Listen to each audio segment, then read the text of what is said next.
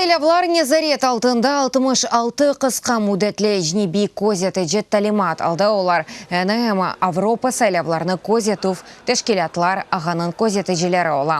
Бондан біраз әвел Украинаға uzun мудетле көзеті желер келді. Олар 5 авта девамында түрлі бөлгелерді çalıştı.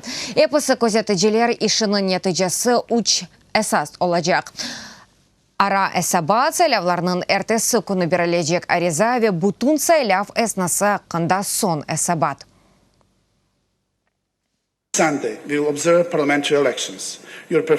Бу базар күні Украинадаки парламент сайлауларыны көзетежекміз. Бу сайлаулар эм Украина үчүн эмде Авропа сайлауларыны көзетув тишкилатлар ағынын кележеги үчүн мыйымдыр. Улар бу мемлекетте демократия пекештіруы үчүн бір сынав олажак.